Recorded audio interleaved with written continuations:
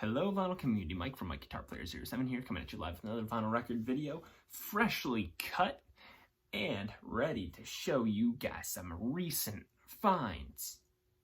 Boom.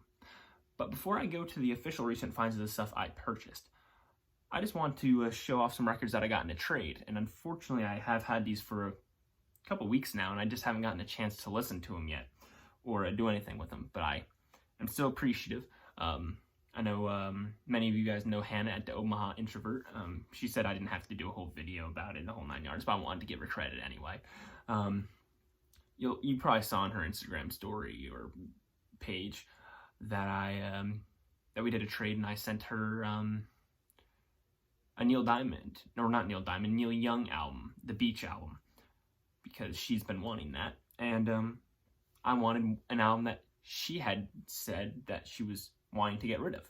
So we went through a couple things. I wanted to I offered her what I had in my trades or get rid of pile, but nothing interested her. Fine.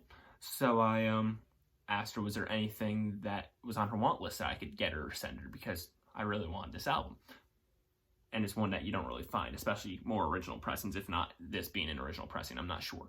I haven't had it on Discogs, looked it up yet. But yeah, we made something work. I sent her the Neil Young, and she even surprised me. She sent me 3 things. So let's get to what she sent me. First is Camper Van Beethoven, and this is the album Telephone Free Landslide Victory. Now this was from, what year was this? This is the 80s, but I don't know what year. It doesn't tell me a year. Does it tell me on the record? It doesn't tell me a year, but it's from the 1980s. And back in late middle school, early high school, my uncle introduced me to a song from this album called Take the Skinheads Bowling. He introduced me to that, and Rob Zombie's Dracula, and Queens from the Stone Age, Lost Art of Keeping a Secret, all in the same day. And I love the song. It's a catchy song.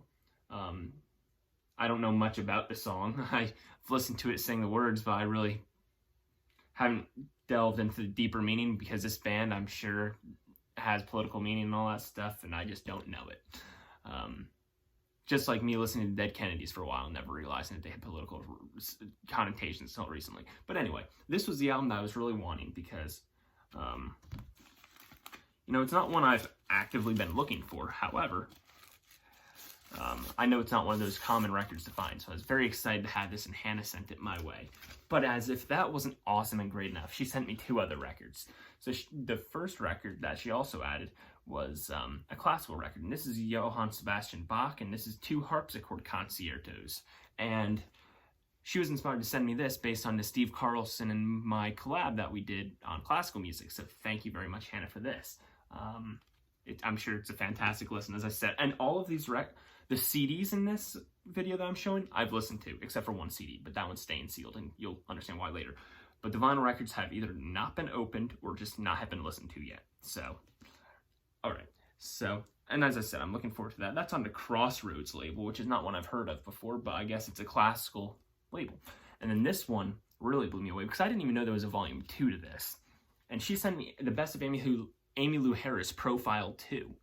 I didn't even know there was a Profile 2. I know of the original Profile because my grandfather had that on CD, but I did not know they had a volume 2. So I'm very much so looking forward to this. Some of these tunes I know, like Wayfaring Stranger, Blue Kentucky Girl, Mr. Sandman, I'm Moving On, Save the Last Dance for Me, which is a cover. I'm Moving On is a cover too. That was originally, I believe, Hank Snow, if I'm not mistaken. But anyway, I've been looking for volume 1 on vinyl record. It's a drawn close-up of her face with a blue background, and I have volume 2, so I'm very much so looking forward to checking this out. Emmylou Harris is one of my favorite female country vocalists, and I look forward to listening to this, and I look forward to getting volume 1 one day as well. So thank you very much, Hannah. I know you said I didn't have to do a whole video about it, but I just wanted to give you the credit anyway. So if you're watching, thank you very much. I'm very much so appreciative. All right, so off to the vinyl records that I've gotten first. And actually, I think I've alphabetized these, so cool. So, and none of these have been opened. They're actually still sealed, all of them. I've been burned with brand new records. And I'm not talking about the quality control with the scuffing and all that stuff, which I've been irritated about too, but I've only played a record maybe 1 or 2 times, and it already skips because of the paper inner sleeves. So I now, when I get a new record, I don't open it until I'm ready to clean it and put it in an anti-static sleeve right away. So these haven't been sealed because I haven't had time to do that yet. But anyway, Bruno Mars, this is Doo Woops and Hooligans. This is his debut album from 2010. Yes, 2010. I remember this coming out, and I remember when I bought the CD, and I played the living crap out of it. This is great. I mean, most of these songs were well known. Grenade was his first hit. Then he went on to go with Just the Way You Are. Then Marry You became popular. Runaway Baby and Lazy Song ended up becoming popular. Talking in the Moon also became popular. And I think those are the only ones that were popular, but I'm telling you, even the like select 3 or 4 that I didn't mention are perfect. This is a flawless debut album and one of the best albums to come out of the 2010s. So, if you don't know this album, do it. And if you only know modern stuff like 24 Karat Magic, 24 Karat Magic is actually one of the best modern one of his albums. I didn't love Unorthodox Jukebox, but that's personally me. But that's okay.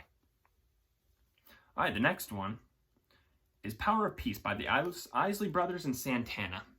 For those of you who don't know, Mr. DJ Funk over at DJ Funk Forever Cafe had been recommending me some Isley Brothers recently. And I've been Spotifying some of the studio albums and all that stuff, but he said, make sure you get a copy of this on record as soon as possible. And this is a new release. This one is from 2017, so I knew I could get this unwaxed real easily. The other ones I have to go to a record store for. I actually truly haven't looked for those ones because I'd rather just get an early pressing anyway. But either way, he said to check this one out, and he said to hold off on this one until you start listening to some of the older ones. So I don't know how long I'm supposed to wait, but I'm more than happy to, and I'm very much so looking forward to this. And this, I got it from Amazon, but it was sent from a record shop called Wits End, which I don't know where they're from, but I got a $5 off coupon code if anybody knows the area or uses that record store at all. I'm more than happy to give you a $5 off coupon because I will not be using it and I don't want it to go to waste. But yeah, this has 2 of the 3 remaining Isley Brothers because I think one of the Isley Brothers just recently passed. One of the Isley Brothers passed away because there was 3 of them, now there's only 2 of them. But yeah, we have Santana on here as well, and I'm very much so looking forward to this. DJ Funk Cafe. I mean, I think I told the story, but I was asking him for funk and I think soul recommendations as well because he was talking about it one day, and it's one of those genres, some of those genres of music that I just don't know a whole heck of a lot about. He put a whole YouTube video out on it for me, and then he sent me some direct albums to check out, and I've loved everything so far. So thank you, DJ Funk, and I'm very much so looking forward to checking that out when I know I should, which I am assuming is checking out some more of their earlier stuff still. Maybe you could let me know. Comment below, please. All right, the next, Johnny Cash. This is American 6, Ain't No Grave. This is the only American Recordings album I have on vinyl record, and I now have every American Recordings on some sort of format, whether it be CD or vinyl record, with the exception of American 3. And I've heard all of them except for American 3, so after that I have all of the American Recording series, I'll have all of the Columbia series, I have most of the Sun records, and I have none of his Mercury years. So I'm getting close to having his whole discography. And I'm telling you, this very much so impressed me, this one. I wasn't expecting this to have, I wasn't expecting much, truly. I don't know why, but I just wasn't. But I loved it. And so I'm looking forward to hearing it on vinyl record one day because this one is one I borrowed from the library and copied to my computer, so, or my iPod or whatever, so. All right, next, this is one I've been wanting for a while. I would have loved to find an original pressing, but I don't feel like spending $400 to $1,000 on an original pressing of it. And this is my first Blue Note Tone Poet, so I'm very much so looking forward to that as well. And this is Lee Morgan's The Cooker. Yeah, Lee Morgan is one of my favorite trumpeters, so it's just fantastic. It has a Dizzy Gillespie, I believe it was Dizzy Gillespie who wrote and penned the tune A Night in Tunisia, which is on here and is, of course, a jazz standard. But, yeah, the other songs I'm not familiar with by name. Maybe I've heard them in passing, but I highly doubt it because I'm still making my way through the jazz realm. So as I said, Lee Morgan, clearly, is a trumpeter on this album. We have someone by the name of Pepper Adams on baritone sax, which I'm not familiar with anything of his works. We have Bobby Timmons on piano, which is fantastic. He's great.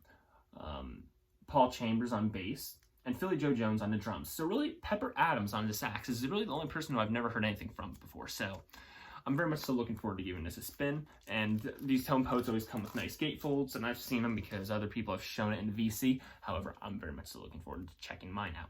Now, the last one on vinyl record would be Paul McCartney's most recent solo album, Egypt Station.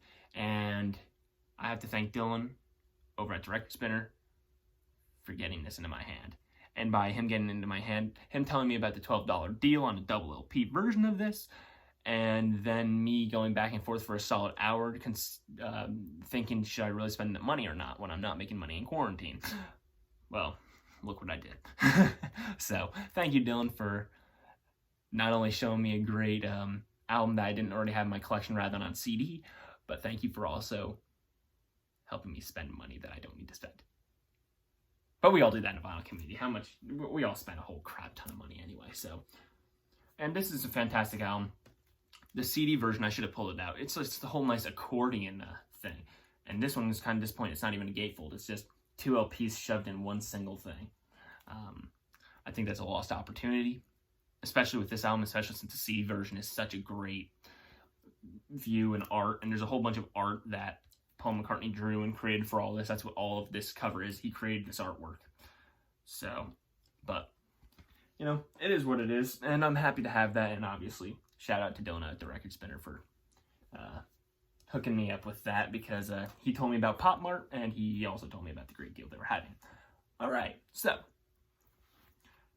back in 2019, Camila Cabello released her second album called Romance, and not too long after the initial release, a pre-order went available for various alternate album covers that would be foil numbered and would be autographed.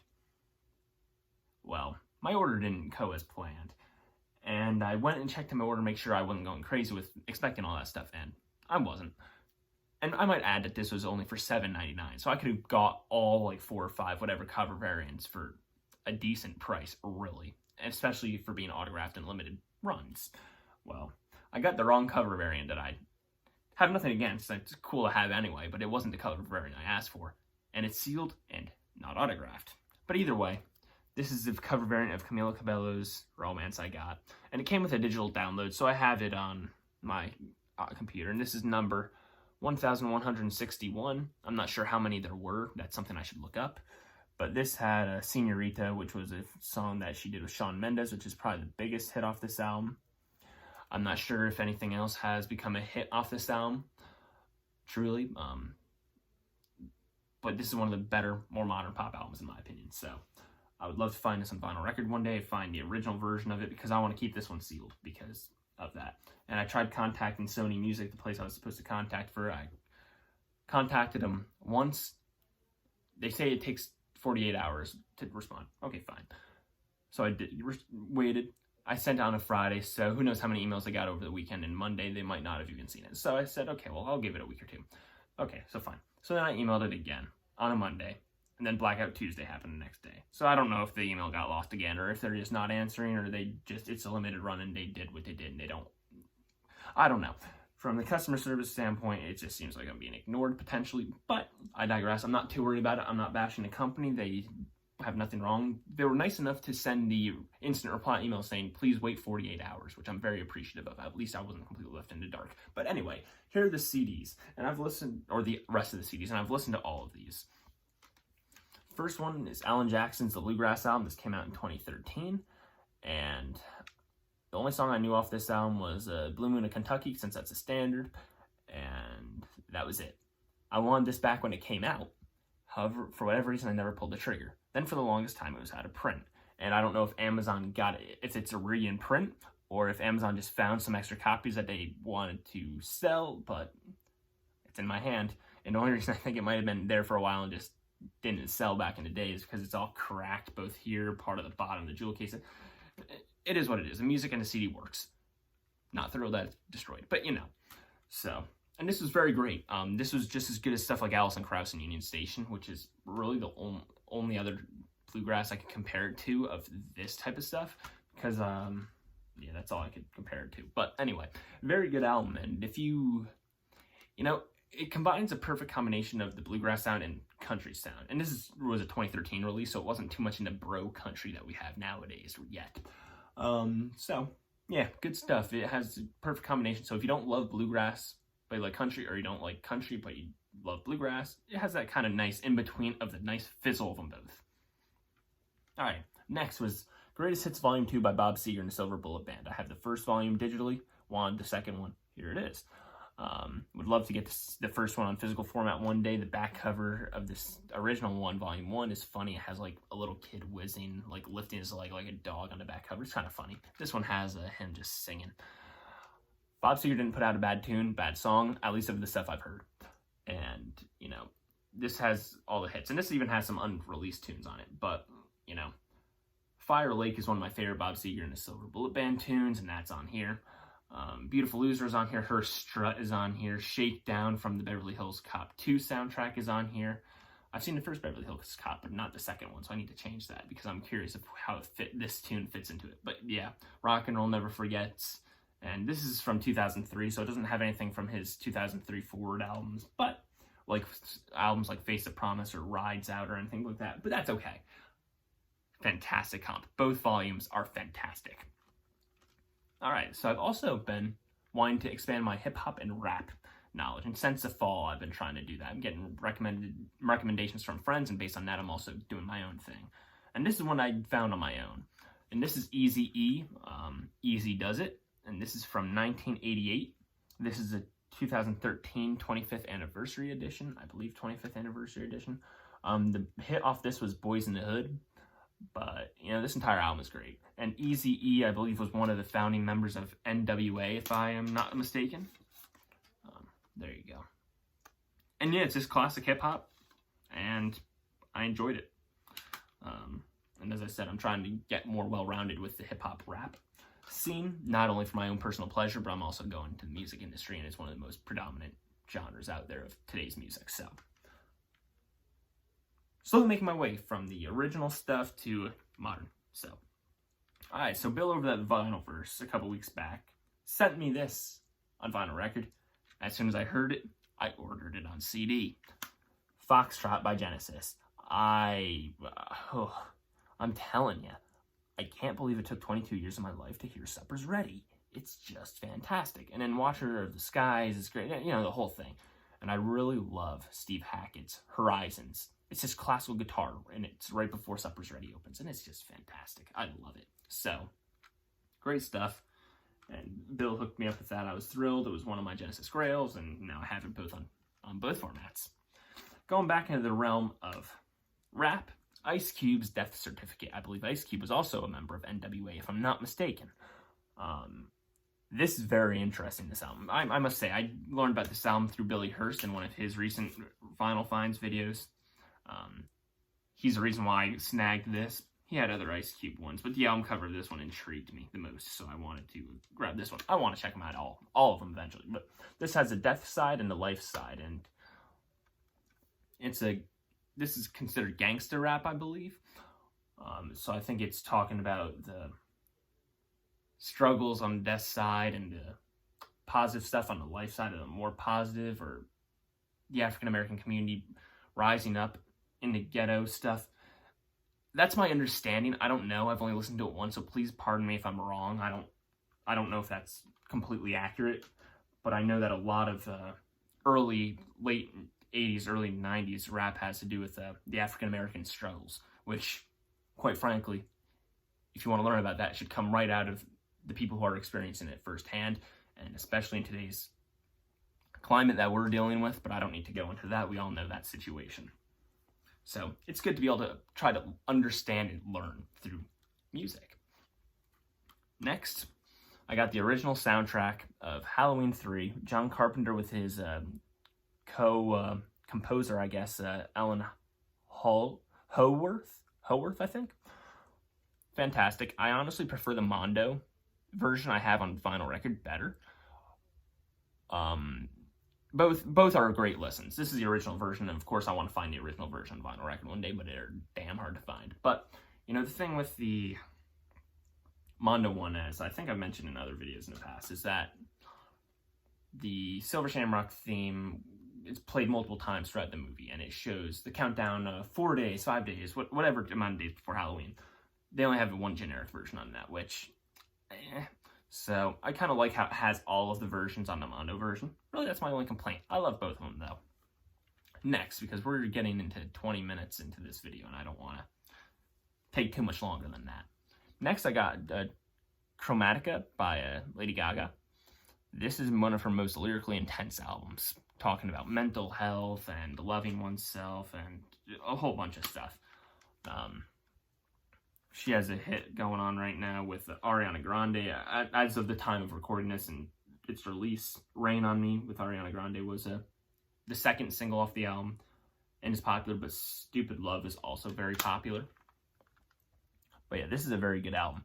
I haven't really heard a bad Lady Gaga album in general, even though I don't love art pop, but really, she is great. And she has 3 Chromatica like suites 1, 2, and 3 that like has a Hans Zimmer kind of feel, like it's orchestral. It's beautiful.